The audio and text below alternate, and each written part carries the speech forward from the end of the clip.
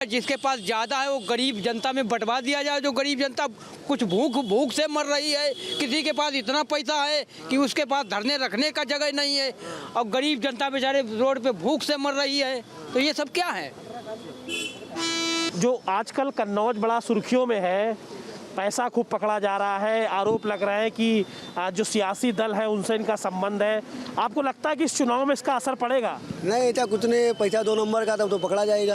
भाई आप बिजनेस कर रहे हैं, पैसा कमा रहे तो आप उसका टैक्स दीजिए। जब आप टैक्स नहीं देंगे तो पैसा पकड़ा जाएगा ना। आरोप क्या, जिसके पास रकम पुरानी रखी है, चोरी बचत किया है, तो वो चोर तो पकड़ा जाएगा। और लेकिन इत्र कारोबारियों का नाम से जोड़ा जा रहा है, तो क्या इत्र व्यवसाय पे कोई इसका असर आपको दिख रहा पड़ेगा? पड़ेगा क्यों नहीं? अच्छा, क्या पड़ेगा? क्यों, जो अपनी चोरी कर रहे हैं, इतर पर टैक्स नहीं जमा कर रहे हैं। जो छापे पड़े अभी हाल में, उस छापों से क्या कन्नौज की जो पहचान है, जो इत्र कारोबार है, उस पर कुछ बट्टा लगा है? और क्या ये चुनाव में मुद्दा रहने वाला है?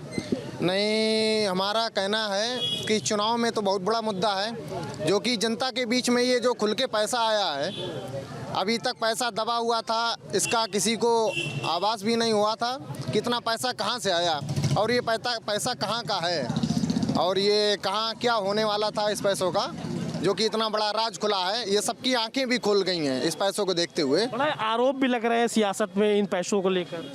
जी, आरोप के अपोजिट पार्टी कह रही है कि हमारा नहीं है, और इधर के पार्टी भी कह रही है हमारा पैसा नहीं। तो ये लागिए पैसा कहाँ का है? जनता पर इससे क्या असर पड़ेगा? जनता को इस पर फर्क पड़ेगा?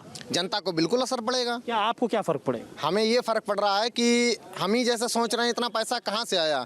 इतना पैसा अगर किसी की पढ़ाई में लग जाता तो पैसा किसी काम का हो जाता। नोटबंदी के बाद इतना पैसा कैसे चेंज हुआ, ये बता सकते हैं आप जैसे जनता पर क्या उसका असर पड़ेगा? मतलब क्या कन्नौज की छवि बिगड़ी है?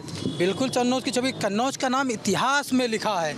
आप पुरातत्व चले जाइए, सब इतिहास में नाम लिखा है, और आज बदनामी का नाम लिखा जा रहा है इतिहास में।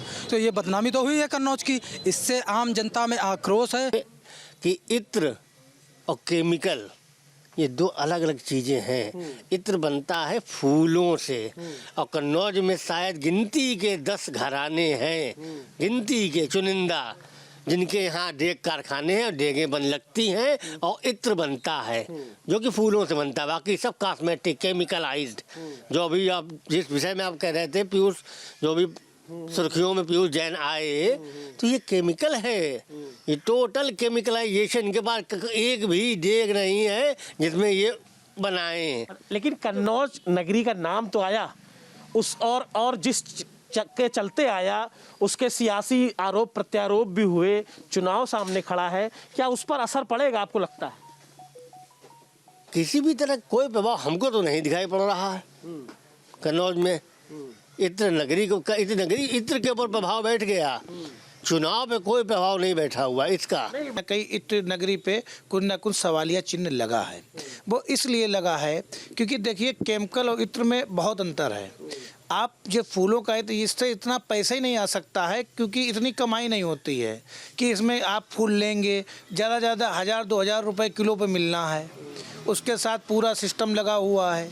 आप केमिकल में कोई चीज़ का, आप संदल है, अब संदल के नाम पे आप केमिकल दे रहे हैं 90,000 रुपए किलो, जबकि नेचुरल संदल ही 90,000 रुपए किलो में आता है। यानी ये पैसा, इस आपका कहने का तात्पर्य यह है कि ये काला धन है, मानते हैं? ये बिल्कुल, ये अगर काला धन ना होता तो 300 करोड़ कोई छोटा मोटा पैसा हुआ।